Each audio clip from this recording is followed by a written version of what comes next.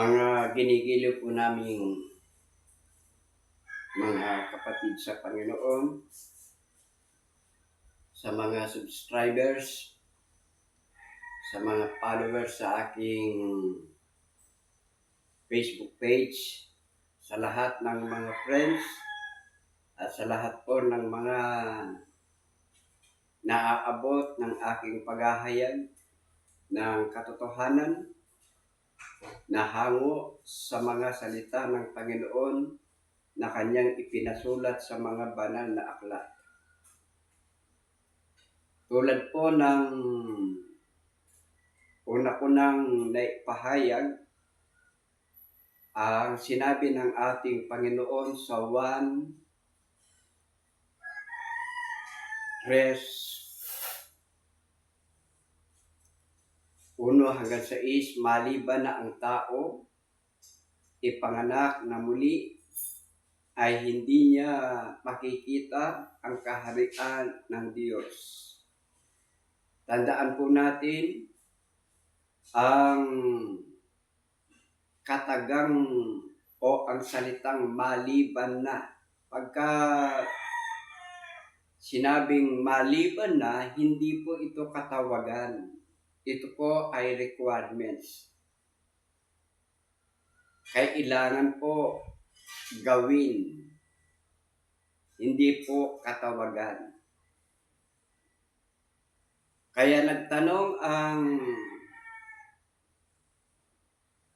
isang tao na si Nicodemo, paanong maipanganganak na muli ang tao? Babalik ba siya sa kanyang ina at ipanganak na muli?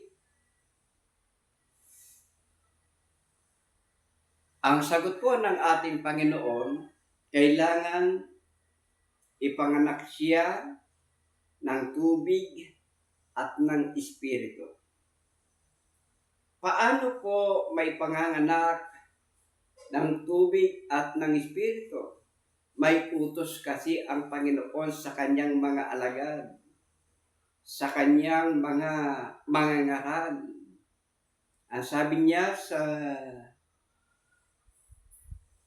Mateo 28, kumayo kayo sa buong sanlibutan, inyong ipangaral ang ebanghelyo sa lahat ng kinapani. Ang sumasampalataya at mabautismuhan ay maliligtas.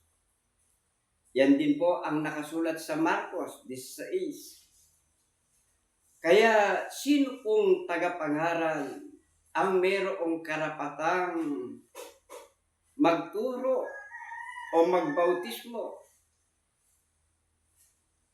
Sa Roma 10:15, ang sabi ng apostol na si Pablo, paano silang magsisipangaral kung hindi sila mga sinugo?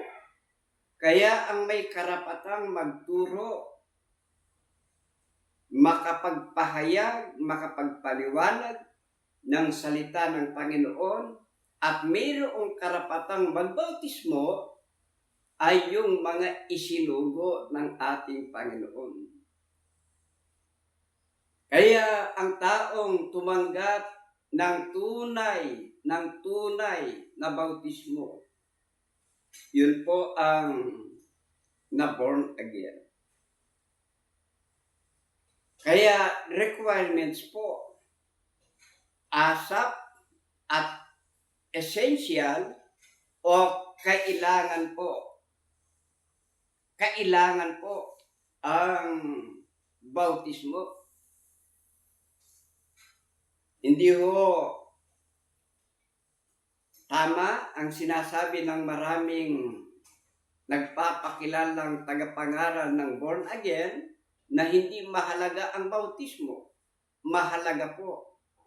Ang katunayan, ang ating Panginoon,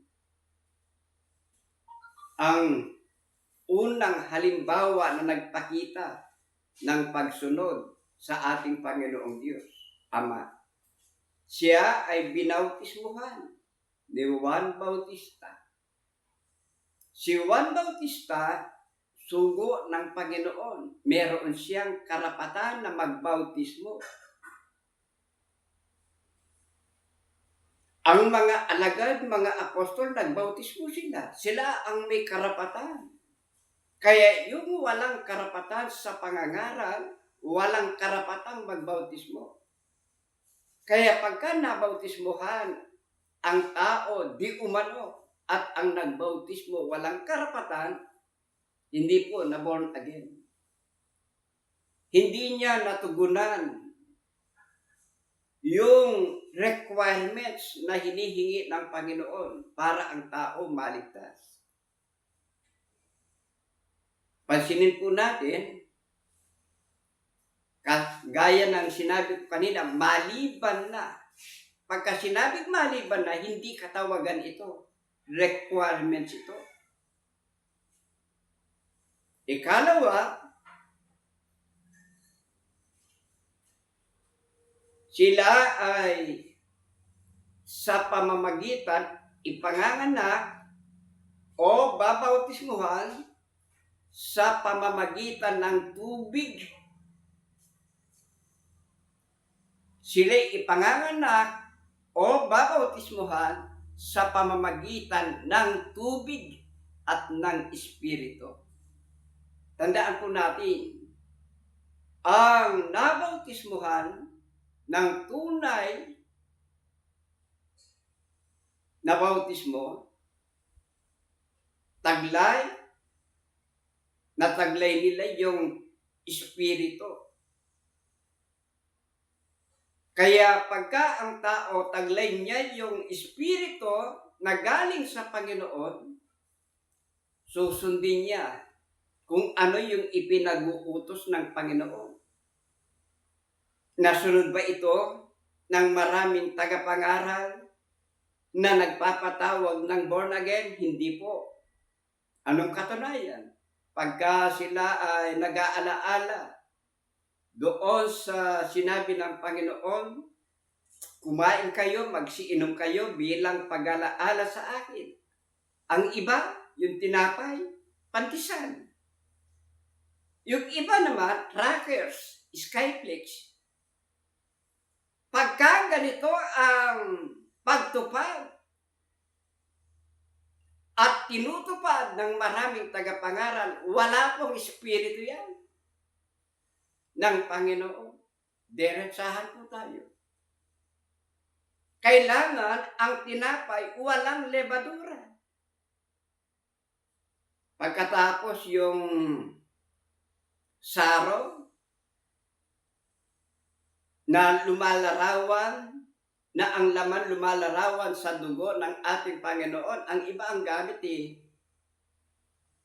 yung juice, yung grape juice na tiga, kung hindi ako magkamali, 15 peso. Ang gamit ng maraming tagapangaral na nagpapatawag na born again doon sa saro, doon sa laman ng saro, na kumakatawan sa dugo ng Panginoon ay yung Diyos. Na kung hindi ako magkamali, tig-15 o 20 o 25. Hindi 100%. Ang kailangan 100% ang gamitin na katas ng ubas na lumalarawan sa dugo ng Panginoon. Kaya sabi ng Panginoon sa Deuteronomio 32:12, kung hindi ako magkamali, kung anong bagay ang iniuutos ko sa iyo, ay siya mong gagawin, huwag mong daragdagan ni babawasan. Kaya ang na-born again, na taglay yung Espiritu, hindi nagbabawas, hindi nagdaragdag sa salita ng Panginoon. Hindi gumagamit ng skyflakes. Halimbawa, nagkasal. Ano sasabihin sa mga ninang? Kailangan ang piliin yung ninang ay yung hindi kuripot. Pantakin nyo yan. Maging doon sa paghahantog o sa mga dedication, pantakin nyo yan. na yung kailangan na ninong o ninang kailangan hindi kuripot.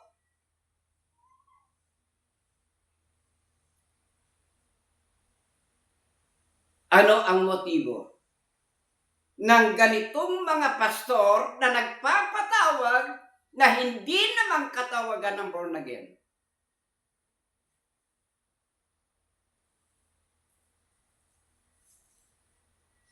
Ang motibo, kalakalin ang salita ng Panginoon. Kaya ang tunay na manggagawa, ang tunay na pastor o mangangaral na galing sa Panginoon, hindi nakatutok sa pera. Hindi niya sasabihin na ganito, piliin niyo yung mga hindi kuripot. Ang mahalaga, magampanan yung katungkulan na inyatang ng Panginoon. Hindi magdaragdag, hindi magbabawas. Kung ano yung sinalita ng Panginoon, yon ang kanyang gagawin. Kaya sa ikalawang bahagi, nalaman po natin na yung born again na sinasabi ng Panginoon ay requirements po ito. Requirement. Kailangan na gawin. Hindi po katawagan ng isang tao o isang samahan o ng iglesia. Ito po ay ginagawa sa loob ng tunay na iglesia. Anong ibig sabihin yan? Isinasagawa ang tunay na bautismo. Bakit? Sa pagbabautismo, kailangan ng tubig at matatanggap niya ang Espiritu. Kaya tapos po tayo sa ikalawang bahagi. At ang isusunod natin sa ibang araw ay yung ikatlong bahagi. Ulitin ko, tapos na po tayo sa ikalawang bahagi. Ang isusunod natin, yung ikatlong bahagi na katibayan. Kaya, pakishare po at yung mga friends, mga followers, mag-subscribe din po kayo sa aking YouTube channel para malaman po natin, marinig natin, maunawaan natin ang salita o ang mensahe ng Panginoong Diyos na kailangan tanggapin sampalatayanan sa ating kapanahunan. Sa Diyos po ang lahat ng kapurihan. Magandang araw o magandang oras po. Dalahin ko sa Panginoon ang pagpapala niya ay sumaating lahat.